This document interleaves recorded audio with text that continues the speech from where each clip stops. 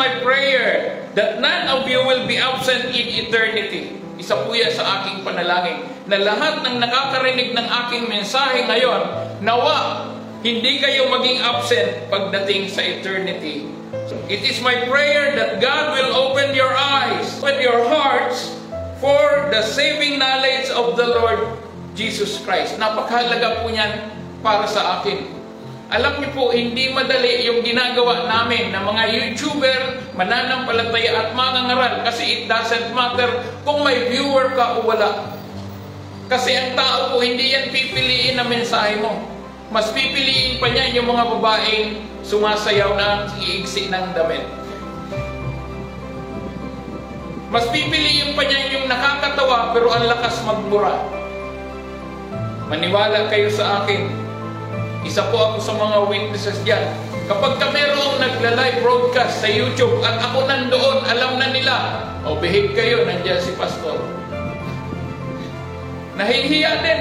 Alam din nila na mali, masama ang magmura, masama ang magbanggit ng anumang kahalayan sa mga live broadcast. Alam nila yan. At marami na akong pinuntahan, laging ganyan ang sinasabi nila, o behave. Naku, nakakatakot naman magsalita dito. Nandiyan si Pastor. Paano? Nakakatakot kung ang sasabihin mo ay kahalayan. Nakakatakot kung ang sasabihin mo ay mga masasamang salita. Kasi kahit nawala ako dyan, kung alam mong nakikinig sa iyo ang Diyos, kung alam mong tinitingnan ka ng Diyos, matatakot ka talagang magsalita ng masama at mahalay. Tama po ba, mga anak ng Diyos? Hallelujah. Palakpakan natin ng ating Panginoon. Dahil po, kapag ikaw ay anak ng Diyos, dati ang lakas mo magmura, tatanggalin niya ng Panginoon. Kahit na ano ka kasama noon, nung panahon na hindi ka pa mananampalataya, pero dahil sumampalataya ka sa Panginoon, yung kasamaan mo unti-unti yan mawawala kapag ka ang Panginoon ay unti-unting nabubuhay sa iyo. It is my prayer that God will open your eyes, your ears, and your hearts for the saving knowledge of the Lord Jesus Christ. What is now happening in Israel is very close to the fulfillment of the biblical prophecies spoken by the Lord Jesus Christ. The big question is, what does the Bible says about it? We cannot base our answers on our own opinion, not even from other dogmas that comes from other. Kasi yung iba, sinasabi nila, pag nangyari yan, gera, napapanood yun, nako, katapusan na ng mundo. Wala pong sinasabing ganyan ang Biblia. Hindi pa yan ang katapusan. Mamaya, malalaman niyo kung bakit. Another question, does the war in Israel concern you? Nag-aalala ka ba dahil nagkakaroon ng kaganapan ang gulo, ang gera, digmaan sa bansang Israel?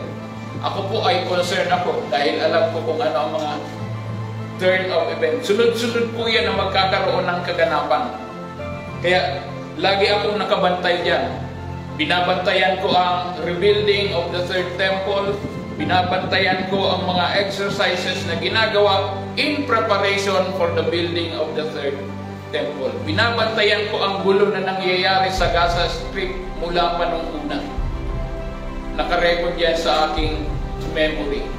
At binabantayan ko rin yung mga sinasabi sa mga prophecies. Tandaan niyo po, magkakaroon ng pinakamalaking digmaan na hindi pa nangyari simula nang likhain ang sanlibutan. Magyayari po yan, yung the Battle of Armageddon.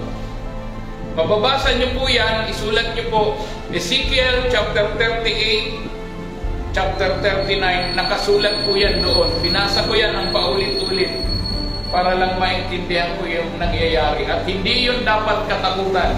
Bakit po? Magkakaroon nyo ng kaganapan after the rapture. Wala na tayo nun. At yan ang magiging problema ng mga hindi sumasampalataya sa ngayon. Kung ayaw ninyong makinig, kung ayaw ninyong sumampalataya ngayon, kabilang kayo sa magsasuffer ng Great Tribulation period na binabanggit sa Biblia. Matthew 24 verses 6 to 8, Basahin po natin. Babasahin ko po ito sa New Living Translation. And you will hear of wars and threats of wars, but don't panic.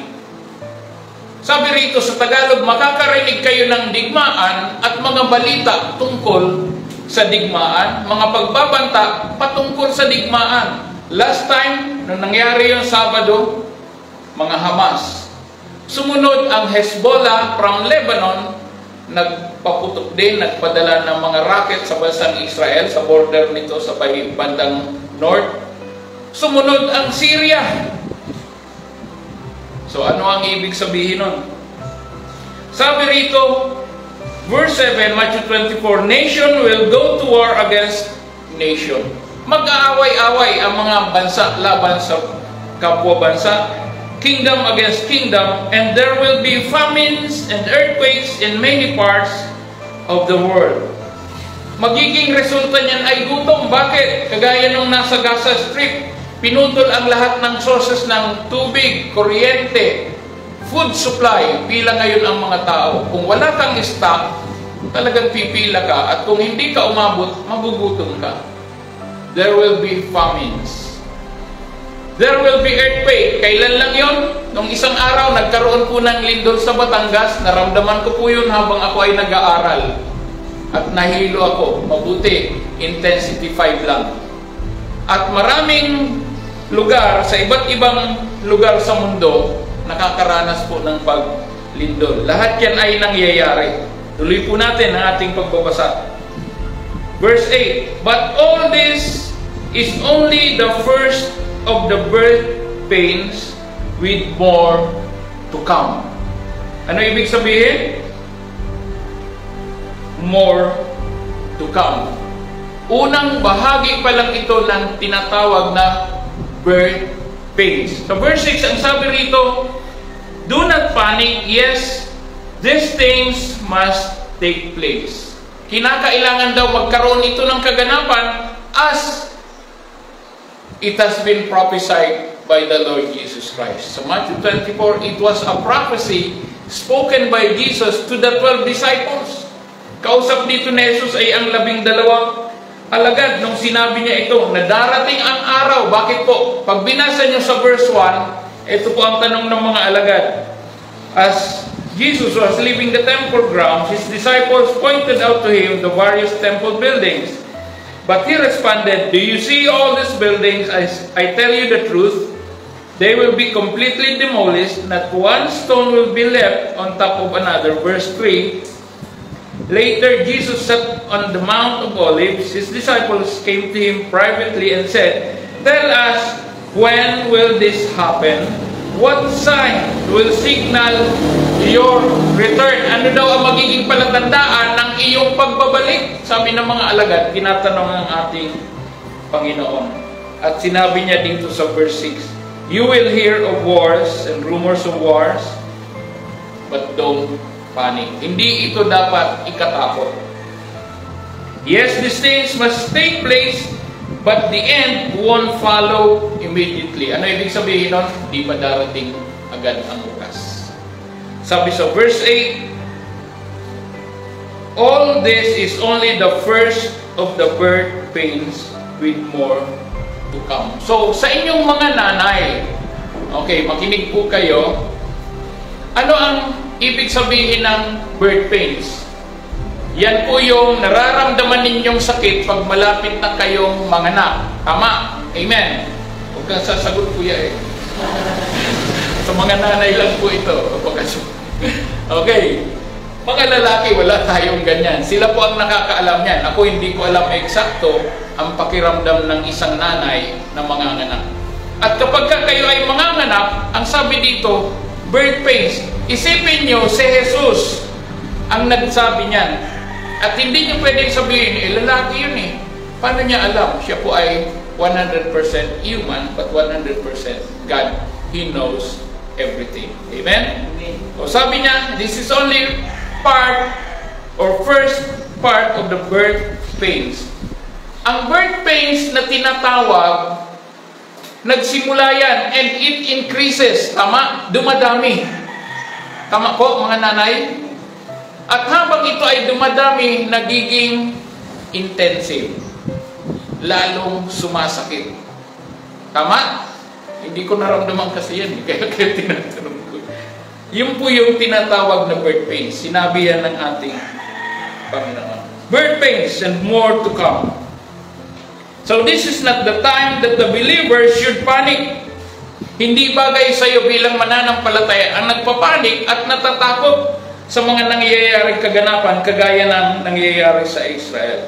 When you see what is happening around the world, a true believer of Christ is secured by His salvation. Tandaan mo po, pag ikaw ay anak ng Diyos, ikaw ay ligtas, no one can touch your eternal salvation.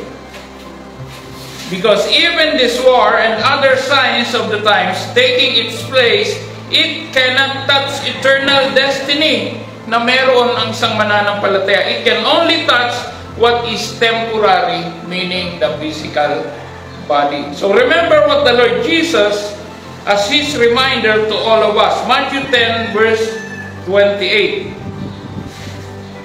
Tingnan niyo po kung ano ang sabi ng ating Panginoon. Kung ikaw ay natatakot sa nangyayari ngayon, tingnan niyo po ang sinasabi sa Matthew 28. Don't be afraid of those who want to kill your body. Gera, pwede kang mamatay doon, pero huwag kang matakot patungkol doon. They cannot touch your soul. Fear only God who can destroy both soul and body in hell. Ang sabi rito ni Jesus, katakutan mo ang Diyos na may kakayahang pumatay ng kaluluwa at katawan doon sa impyerno o sa dagat-dagatang apoy. You will notice Jesus uses the phrase birth pains. So birth pains, I believe only women understood this.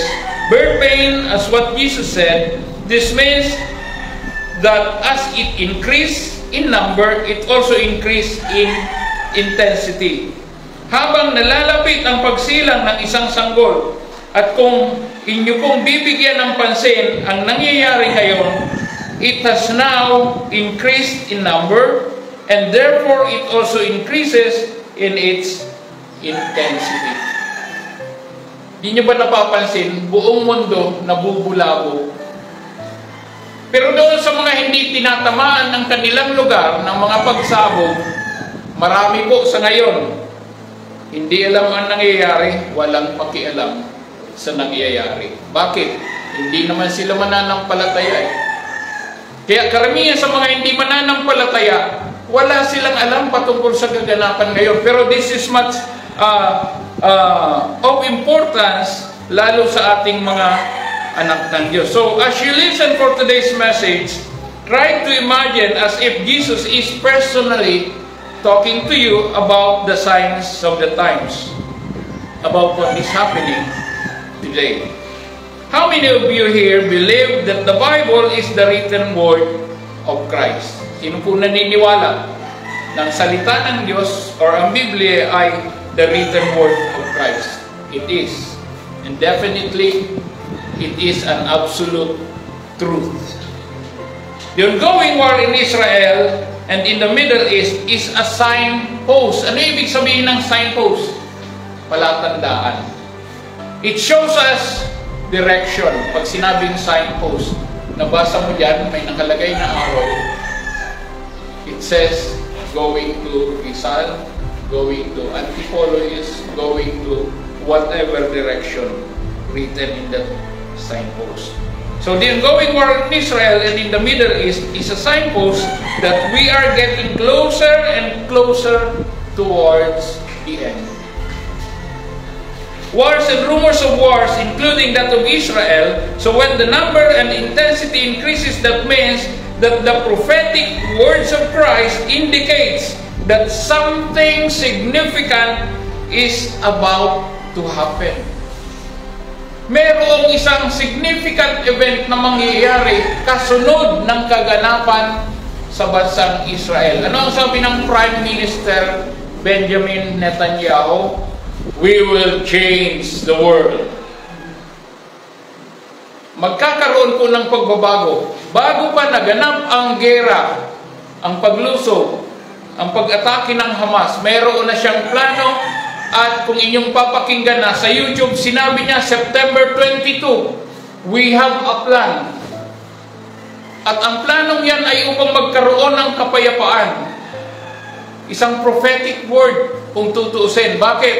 Right after, nasabihin niya yun, September 22, October, kung anong petsa man yung Sabado, nagkaroon ng kaganapan ng gera.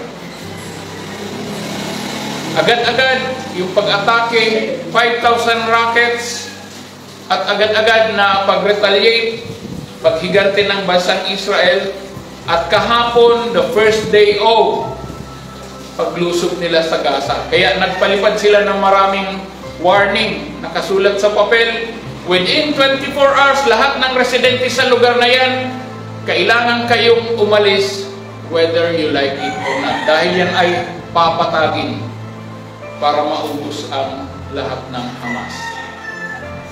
Gusto niya lahat ng Hamas makita niyang patay. Bakit? Anong sabi ng kanilang commanding officer? We are fighting animals! Isipin niyo yung mga bata, pinagputol-putol.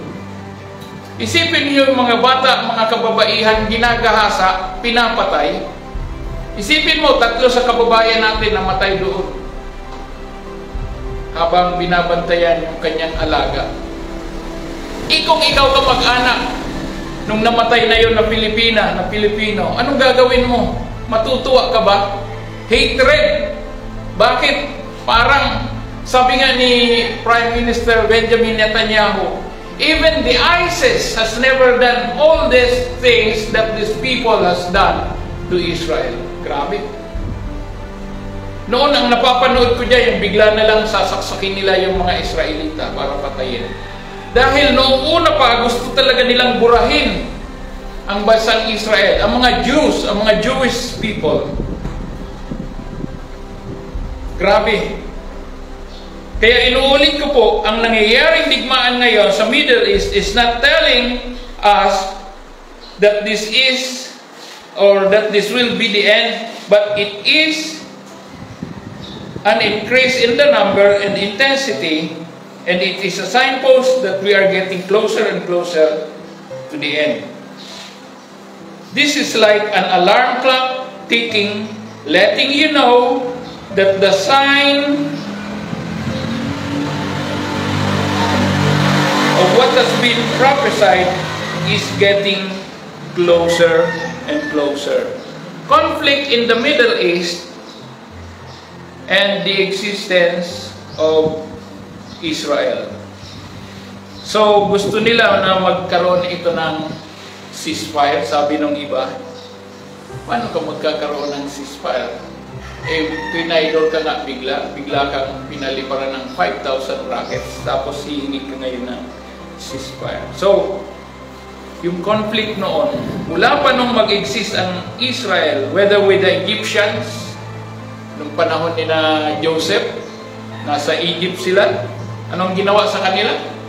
Inalipin sila dahil takot na magkaroon ng gera, magkampi-kampi ang mga Israelitas, girahin sila, baka matalo sila, ginawa nilang alipin ang bansang Israel.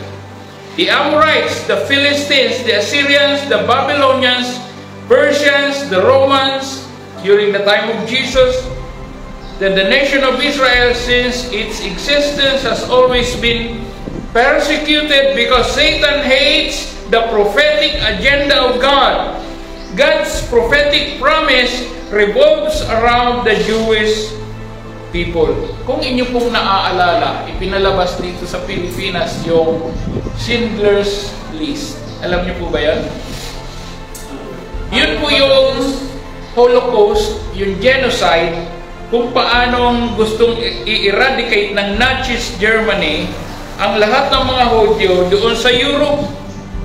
It was called the German Holocaust in 1941 and in 1945, where 6 million Jews were killed, either by shooting, mass shooting, and mass poisoning of gas. Doon sa concentration camp, tinatawag na gas chamber. At alam niyo ba, nung binabasa ko yung pocketbook patungkol dyan, yung kapal ng taba ng mga taong pinatay sa loob ng gas chamber, umaabot ng 18 inches mula sa sahig. Can you imagine kung gaano ka-brutal?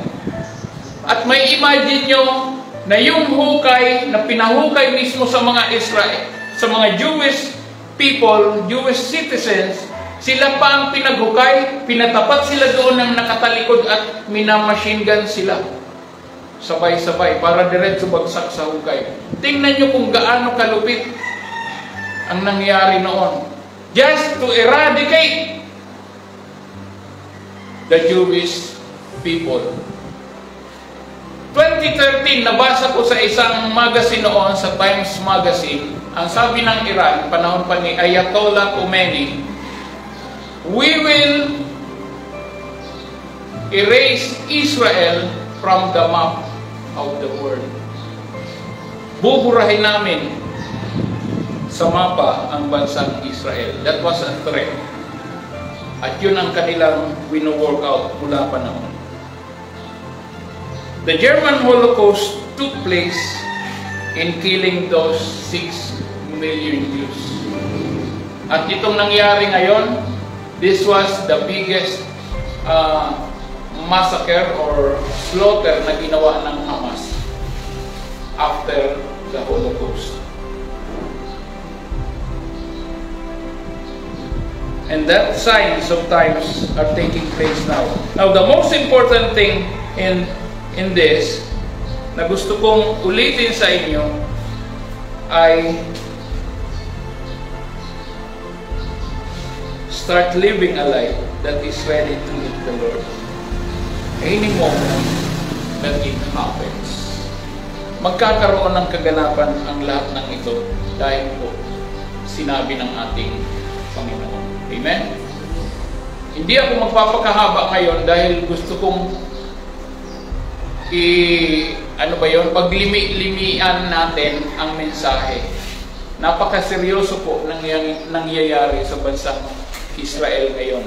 Sasabihin ko po, yung red heifer, yung kulay pula na baka na gagamitin sa paghahandog sa construction ng third temple sa Israel, naka-ready na.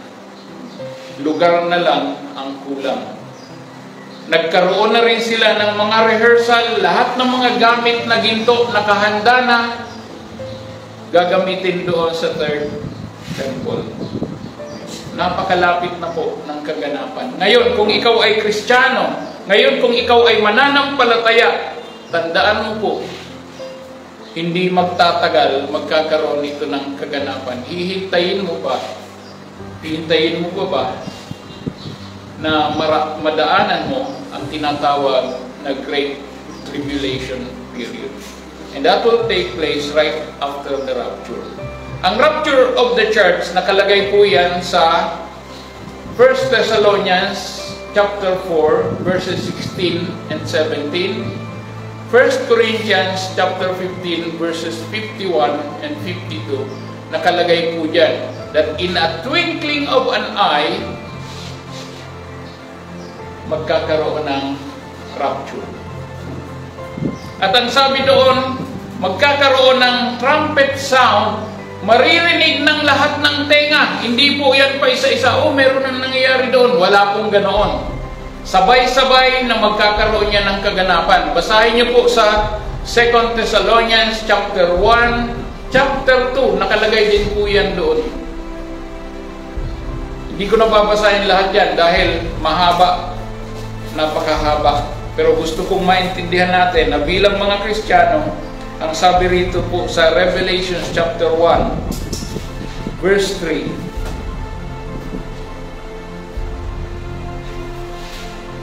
Revelation chapter 1, verse 3. Sabi rito, God blesses the one who reads the word of this prophecy to the church, and He blesses all who listen to its message and obey what it says, for the time is near.